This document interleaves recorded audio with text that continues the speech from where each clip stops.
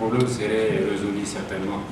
Donc la plateforme, le ROACEN fait partie des grandes organisations de la société civile. Le ROACEN a toujours collaboré avec le REDIP d'abord, à travers OCAS, dont un des membres est membre du comité de pilotage dans le temps. Et aujourd'hui, avec la plateforme, le ROACEN fait partie des grandes organisations avec le groupe thématique gouvernance. Et ici, nous avons, vous savez, il y avait 3 thématiques, la gouvernance, le suivi budgétaire, avec Alternative, qui a tort ou à raison, je ne sais pas, considéré comme une société civile d'opposition. Hein, ça, c'est la caricature du pouvoir, qui est là avec nous. Et puis, les autres, bon, vous avez M. Hamza, dont son organisation intervient dans le domaine du paludisme et de la tuberculose.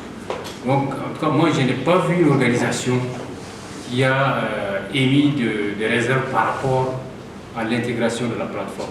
Et puis après, même après la validation, nous avons eu une grille que nous avons administrée avec les autres organisations qui ne contenaient pas, qui ne faisaient pas partie du rapport et qui ont accepté de travailler ensemble.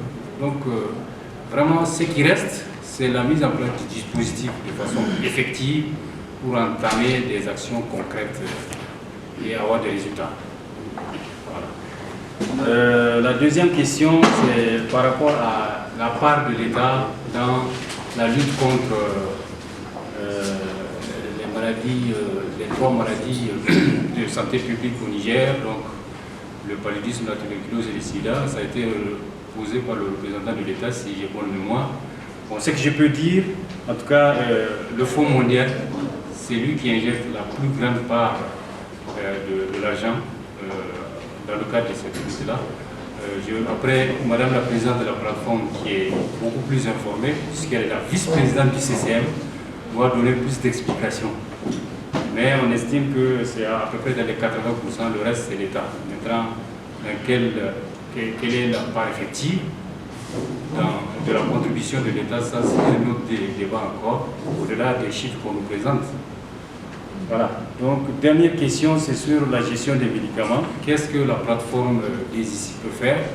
Pour le moment, la réponse que je peux donner, c'est qu'il est sur la thématique accès aux services de santé, au service de santé.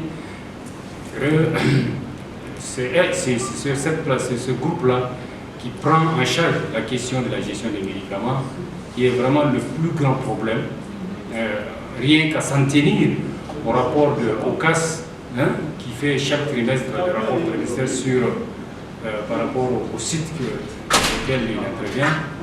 Vraiment, c'est le plus gros problème que nous avons aujourd'hui. Non pas du fait qu'il n'y a pas de moyens, je pense bien qu'il y a l'argent pour les médicaments, mais c'est dans l'organisation des choses. Les autres intervenants vont donner beaucoup plus d'explications. Donc voilà en gros les questions qui nous ont été posées. Bon, pour la question de l'autonomie financière des OSC, je pense que c'est vraiment adressé à tout le monde.